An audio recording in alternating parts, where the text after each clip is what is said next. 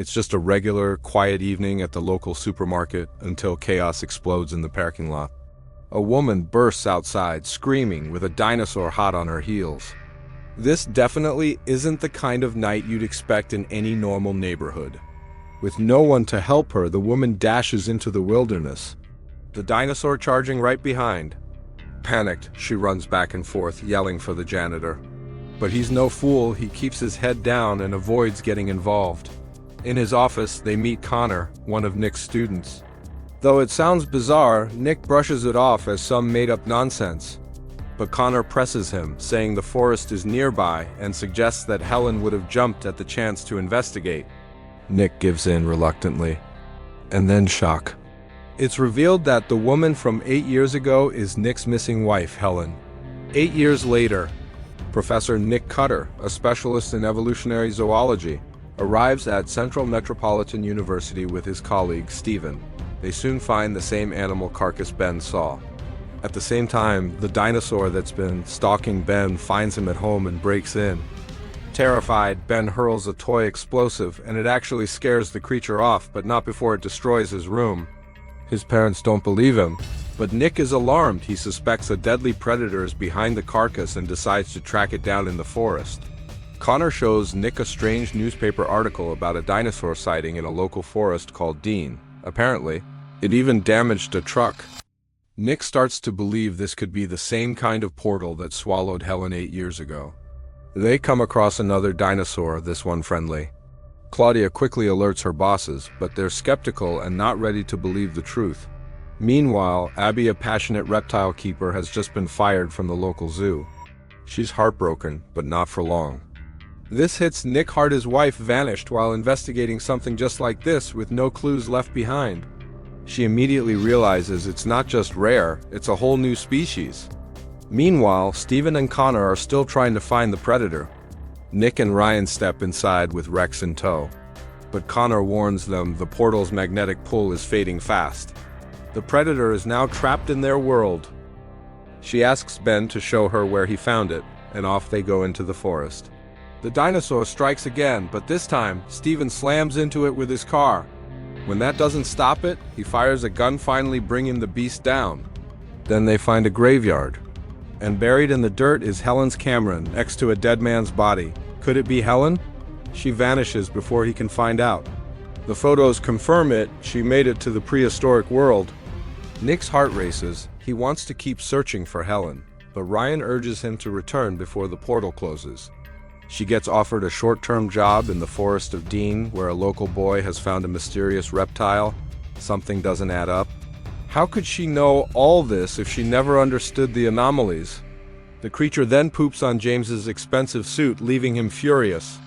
It tracks him to his school, gets momentarily distracted by a painting of a female dinosaur, then zeroes back in on Ben and his teacher. She's curious too, and they decide to team up and head to Forest Dean together. Nick, Stephen, and Connor visit the reported site and see massive claw marks on a truck. They convince James to shut down part of the underground. A special unit goes in, but they're ambushed and forced to flee. Just as he's catching his breath, it returns and attacks him again. The prank draws police attention, and even Nick and Stephen show up. Elsewhere, Abby meets the boy Ben and gets her first look at his bizarre little reptile, Rex. Stephen tells him that Helen said she's waiting for him on the other side of the portal. She wants to reveal the truth. Meanwhile, Nick meets with Claudia from the home office. Back in the forest, Ben stumbles upon a dead animal and freaks out. Suddenly, Rex starts flying. They find out the portal links to a much older era way before the dinosaurs. Then, in the thick of the woods, Ben finds something mind-blowing, a glowing portal. Then they discover the portal guarded by a massive, monstrous centipede. A woman. Could it be Helen? He sticks his head inside and sees an ancient, dinosaur-filled world. But a deafening roar sends him sprinting home. Nick and the group notice something odd. Their compass stops working. Abby ends up lost in the forest but is rescued by Nick's group. The group visits Ben's house, where he tells them about the portal. Nick follows the harmless dinosaur and watches it vanish into the portal. It just walks right through. The next day, government agents surround the site. Connor discovers the portal has magnetic properties. Nick, Claudia, and Abby are summoned to the home office, where they meet Claudia's boss, James. James orders that the strange reptile be studied, but it escapes. Chaos breaks out until Abby lures it back with food. Steven and Connor figure out the predator is targeting Ben. Steven races in and distracts the dinosaur, leading it on a wild chase. Later, James sends Nick's team and elite soldier Captain Ryan through the portal. Inside the strange world, Nick and Ryan find a tent and some gear someone's been here before. Surprisingly, Rex makes it back through the portal, but only Abby sees it happen. As the anomaly shuts behind them, they realize it doesn't take long. The next morning, Helen's camera is examined. James, relieved that the crisis seems over, decides to drop the whole prehistoric mystery now that the portal is gone. That night, Nick sees a flash of someone familiar outside the home office, but the danger isn't over. Another portal opens, this time in the London Underground. Giant bugs pour out and start attacking commuters. Connor catches wind of it and teams up with Abby to investigate. But Connor seems more interested in Abby than in the bugs. Nick and Steven go back through Helen's research. That night, Connor's friends prank him and Abby by dressing as a dinosaur he had told them about everything in Forest Dean. Furious, Nick kicks Connor off the team. Meanwhile, a subway cleaner gets attacked by one of the real bugs and it injects venom into his arm. Nick and Claudia visit the hospital, shocked by the bite mark. Nick and Steven run tests on the air in the tunnel. Abby, Nick, and Steven go underground and find out the bugs are scared of light. It attacks. Nick distracts the creature while Abby and Steven escape, then Nick sees a shadow. Later, Steven tells Claudia that despite the fallout, Connor might be their best hope. He knows more about prehistoric insects than any of them. Steven then heads into the tunnel alone. Armed with a blowtorch, he chases the monster, but it vanishes into the portal. Suddenly, Helen appears with a flashlight, then disappears without a word. Nick rushes in and helps Steven to safety.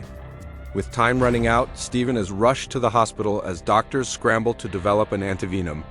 Ryan gets the risky job of collecting fresh venom directly from the creature, while Nick steps in as live bait. Connor helps by locating the monster's hiding spot. They reveal this portal isn't fading or unstable like the previous one, it's staying wide open. Nick takes a huge risk luring the creature in and drawing a venom sample straight from his own arm. During the chaos, the beast accidentally electrocutes itself on a high-voltage transformer, dying instantly. Suddenly, the creature attacks. They barely make it out alive before the beast slips through the portal again, and then it vanishes as the portal slams shut behind it. Using its venom, doctors quickly develop the antivenom and save Steven's life. She's calm, mysterious, and full of secrets. He doesn't want a journey, he wants the truth and her help back home. Offended by his decision, Helen stays behind. Nick heads back, but not before he's attacked by a vicious creature. A supposed anomaly reported in a block of flats sends the team rushing over, but it turns out to be nothing more than someone illegally keeping a pet python. False alarm. Just when it looks like he's finished, an even bigger beast appears and devours the predator. Steven pulls Nick out just in time. Nick is furious, demanding answers. Helen promises she explain everything, but only if he helps her first. A monstrous aquatic creature reportedly swallowed a man whole while he was swimming with his girlfriend. The woman becomes the prime suspect. The beast appears again and vomits out the partially digested remains of her boyfriend right in front of the authorities. The group spots it, a fearsome creature with wide wings, and it's hunting. As Rex glides through the air, the predator dives at Connor and nearly catches him. She storms off in disbelief, while the rest focus on tracking the predator. But Nick quickly notices something. It's attracted to the color red. He uses Steven's bright shirt as bait. Soon after, Helen is captured and taken into custody. She refuses to say a word. But even then, Steven isn't sure if what he saw in the tunnel's Helen was real or just a side effect of the venom. But during the chaos, the creature lashes out and hits Claudia, knocking her out cold. The creatures smash through every window, lured by the scent of blood from both Nick and Claudia's clothing. She warns the team that a new portal will open right in central London, and that it will unleash a pride of deadly saber-toothed predators. He races through the club, dodging the creatures, and finally reaches the ambulance to call Ryan for help. Steven studies the predator-esque droppings and tells Nick that it didn't kill the golfer, it doesn't even eat mammals. So who or what really did it? Nick builds a makeshift blowtorch and blasts several of them to bits. The team rushes to the lake to investigate. Connor notices the water level is dropping fast, suggesting it's draining into another world through a hidden portal. She leads them to a stadium, revealing that the portal is inside the kitchen. Instead of predators, they find multiple portals spiraling through time and space. The team races to the scene. One that's already taken 3 lives, and it's still hunting. She urgently tells them to remove every bit of stored meat, fearing the predators will be drawn to the scent. Following steam as a clue, Nick finds the exact location and leads the team straight there. And the results are baffling. The genetic material doesn't match any known animal on Earth. She believes a highly evolved predator is loose, one that's picking off humans deliberately. Even more shocking, there are no records of such a species anywhere. Helen suspects this creature may not come from the past, but from the future. Later, Nick and Claudia present their shocking findings to James and the board. Just then, new chaos erupts. Nick theorizes the portal isn't fixed by location, but by time. When he breaks free, he soars over the golf course, shocking everyone. A diver enters the portal to explore, while Abby and Connor collect samples nearby. Soon after, another strange case pops up. A plumber is attacked while fixing a pipe in a woman's basement. She insists it was a giant reptile and swears the water leak makes no sense. The mystery deepens when the diver's dead body is discovered in that same basement. And with it, a message from Helen confirming she's waiting for Nick beyond the anomaly. James orders Nick to retrieve Helen. Determined, Nick insists on going alone. Once across, he finds her. She reveals that there are countless portals, more than anyone knows, and she has figured out how to find them all. But Nick refuses. Moments later, armed forces storm the scene and seize control of the portal. Claudia warns Steven it's out of their hands now. Then another call comes in. Eventually, Helen agrees to talk only after a private meeting with Nick. After some heated debate, the team agrees to follow Helen to the location. In the confusion, Helen suddenly bolts through the portal with guards chasing after her. But when they follow, she's gone. While the team scrambles to process this, a golf course reports a bizarre new death this time. A golfer is killed mid-swing by a flying dinosaur. Connor, unaware, brings along Rex, the reptile Abby has secretly raised since the first incident. Rex has grown wings and can fly. Nick realizes the portal is in the sky and that the predator is airborne.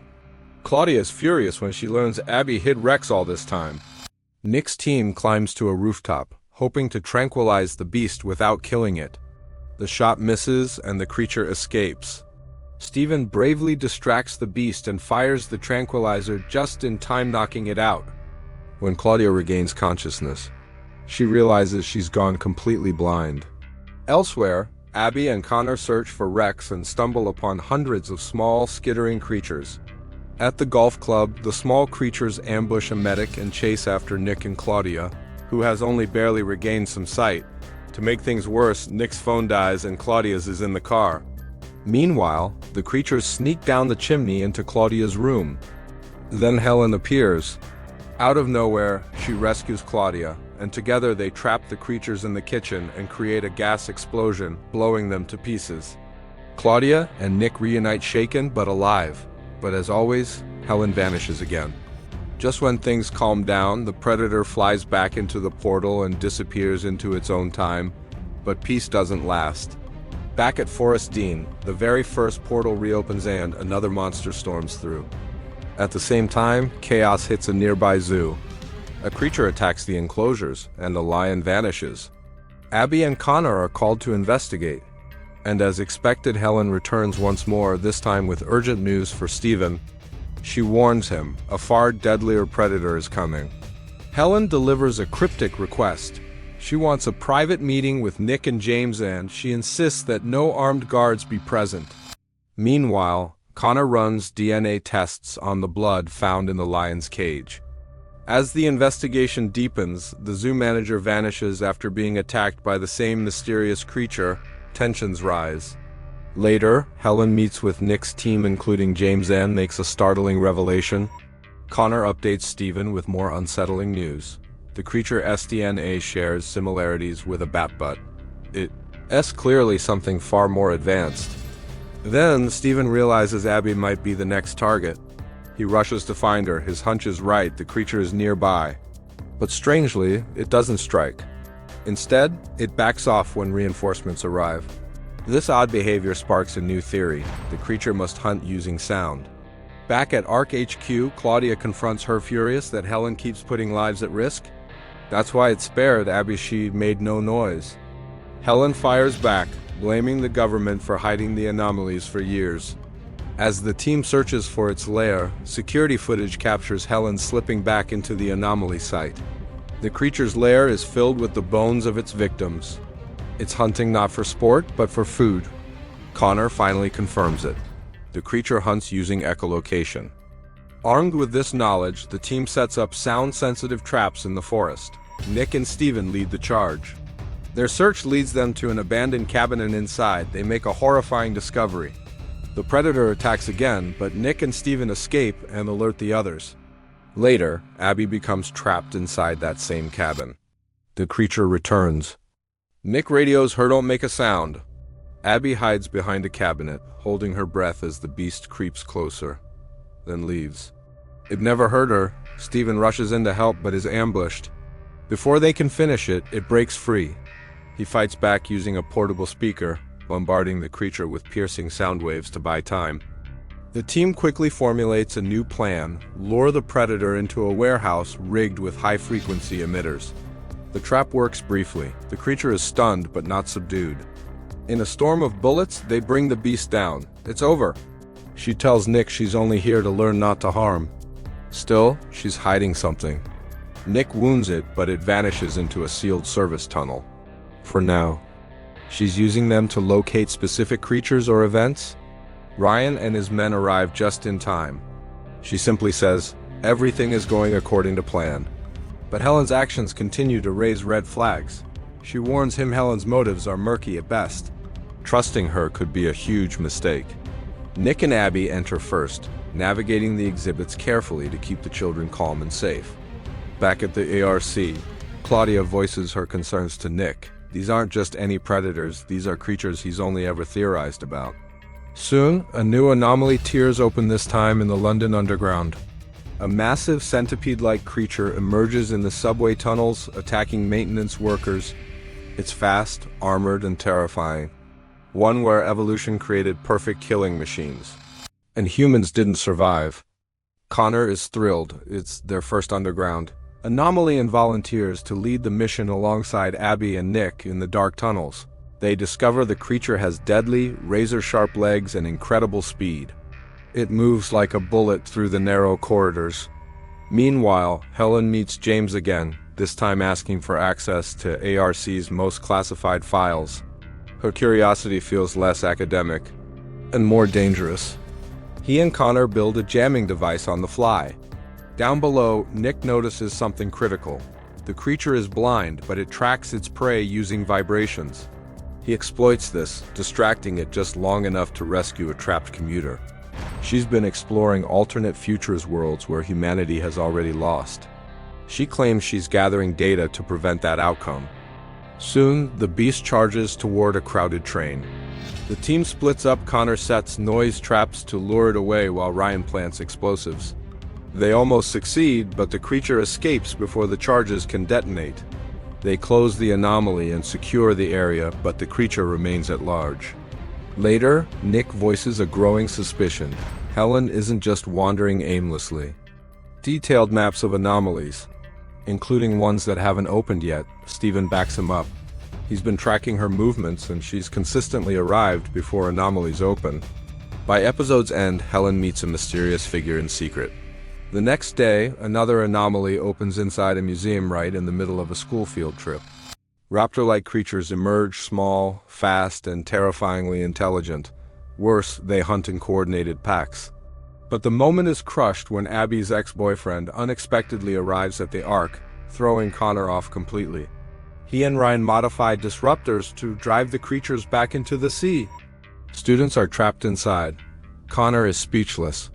Outside, Claudia orchestrates evacuations while keeping James updated. Inside the chaos, Nick runs into Helen once again. She claims the creatures are from an alternate timeline. Nick scoffs until he starts noticing the inconsistencies. These aren't regular prehistoric creatures. Something is off. The team realizes the awful truth. These aren't just from another time, they from an alternate future. Nick decides they must contain the threat before the predators reach the city. The team splits up using thermal scanners and motion detectors to herd the creatures. Connor and Abby corner one, but it outsmarts them and escapes. Ryan's team successfully tranquilizes another. Nick discovers the predators use ultrasonic signals to coordinate. Inside the museum, one student is hurt. Steven carries the boy to safety, dodging danger with Claudia's help. Nick finally corners Helen and demands full transparency. She confesses. Nick doesn't trust her, but he lets her go again. Eventually, the team traps the last of the creatures and sends them back through the portal. But Helen leaves a chilling warning. More are coming, and not just from the past. Later, Claudia finds something disturbing among Helen's things maps.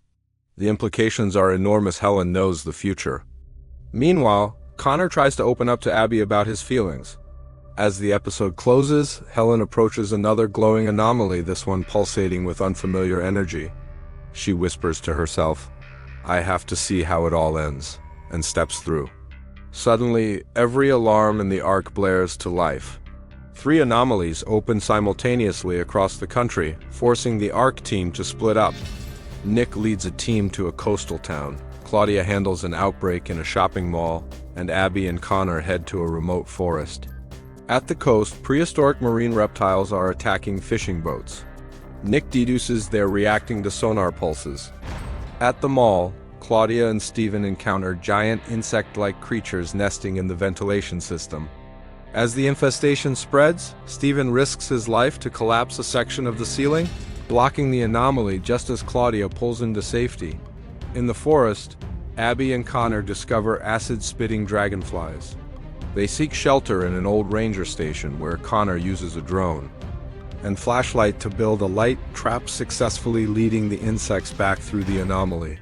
All 3 teams narrowly succeed. Back at the ARC, Lester convenes a crisis meeting. He warns that multiple anomalies are becoming unmanageable. Connor suggests creating a second Ark team. Claudia agrees but says government approval is needed. She claims she has seen a future worse than any creature incursion. A world overrun by humans modified by anomalies, part animal hybrids who hunt the weak. She warns the team that unless they act, humanity's evolution will spiral out of control.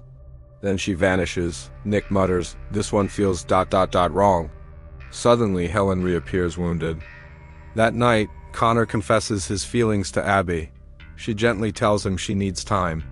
Later, a new anomaly opens, unlike any before. It swirls like a storm, not circular. FC scanners can't identify its time signature. As the team observes from a safe distance, a shockwave knocks them back. The armored humanoid returns, this time leading mutated, half-human, half-animal hybrids. Abby is cornered by a hybrid that suddenly pauses, stares at her, and then flees. The Ark team responds immediately. Emerging from the vortex is a humanoid figure clad in futuristic armor. It scans the area and speaks in a distorted voice. "You are not prepared." Nick speculates the figure is from a distant future, one where humanity has merged with technology. Nick suspects she's known about this future all along, perhaps trying to stop it or worse, cause it, close the anomalies, or be erased. They theorize the timelines are converging, only one version of history can survive. Specifically, Helen's reviewing past events. The team identifies a disturbing pattern. Predators were intentionally directed into populated zones. Nick tells Claudia, "This isn't about anomalies anymore. It's about who controls the future." Before they can respond, it disappears. Anomalies open simultaneously at cities, military bases, and historic landmarks. Creatures flood through. Panic ensues at the Ark. Claudia orders a lockdown. Lester demands answers. Connor detects strange radiation around the anomaly, matching data from a file Helen once stole.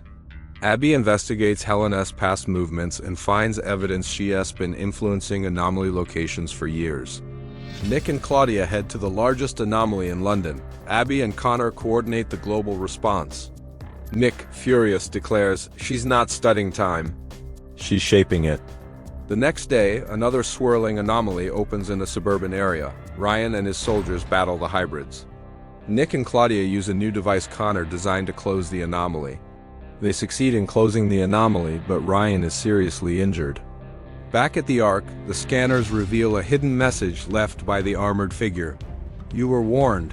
Your window is closing. Only one timeline will survive. You're playing God with billions of lives. Helen, watching from a rooftop across from the ARC, whispers, "They still have no idea what's coming." Tensions rise inside the Ark. Connor shows data. Anomalies are opening faster and worldwide. Abby analyzes the hybrid's DNA and discovers human markers. Nick is stunned. She's creating an army. Claudia adds, "But why use herself?" Connor suggests, "Maybe she believes she's the only one worthy of surviving." One last anomaly remains. But this one is different. Helen puts her final plan into motion. The Ark splits its forces. At the anomaly site, Nick and Claudia confront Helen. She says, "You're trying to preserve a broken world." "I'm building a better one," Nick pleads with her. Helen smirks. "I'm not playing, I'm winning." Suddenly, the armored humanoid appears again, this time fighting off Helen's monstrous creations. It turns to Nick and Claudia and declares, "No, it has to be me. She is the anomaly. Remove her and the breach collapses." Helen laughs. "They won't do it, they're too sentimental." Nick raises his weapon, but his hand trembles. He hesitates.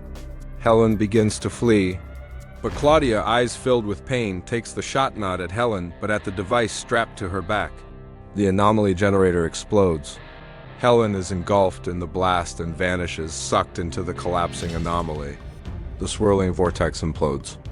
Across the world, anomalies begin to flicker and shut down. Back at the Ark, Connor stares at the screens, breathless. "The timeline is stabilizing," he says. "She was the link." A deep breath, a moment of relief. Then, a new signal blinks. Connor freezes. It pulses violently in the ARC's central display. It's not opening into time. It's pulling time in. Connor's voice shakes. It's collapsing timelines into a single point. Nick's eyes widen. A temporal singularity. Like a black hole, but for history. Claudia turns to him. "Can we stop it?" Connor pauses. "Maybe, but someone has to go and carry a stabilizer and shut it down from the inside." Abby steps forward. "You're not going alone." Nick gently places a hand on her shoulder. "Connor, Professor?" Nick nods. "This started with me. With Helen. If anyone understands this, it's me." He hugs the team. Connor, Abby, Claudia. "Drop it at the core. It should reset the timeline." Each one trying to hold back tears. Claudia hands him a small device, a quantum stabilizer. Nick smiles. "You're brilliant," she softly replies. "I learned from the best." He steps into the anomaly. A flash of blinding light and he's gone. Inside the singularity, Nick walks through fractured echoes of his life. The jungle where he first discovered the anomaly. His first kiss with Claudia, Helen on the edge of a prehistoric cliff. Time unravels around him. Past and future collide. He reaches the core, a maelstrom of eras, a swirling nexus of time. He throws the stabilizer into the vortex. It hums, it pulses. Then boom, a flash of white, silence, back in the Ark, monitors flicker, power resets. Connor whispers, "It worked, he did it," but Nick doesn't return. Days pass. The world heals. The anomalies are gone. Abby and Connor launch a new initiative, not to control time, but to learn from it. They call it the Cutter Institute. Claudia visits the place where the last anomaly vanished. She whispers, "Thank you." Then the air shimmers. A ripple distorts the light. Nick steps out, older, weathered, wiser, but alive. Claudia runs to him, tears falling. He says, "I found the edge of time, and I came back." She kisses him, fade out. The anomaly is closed, but the story has only just begun.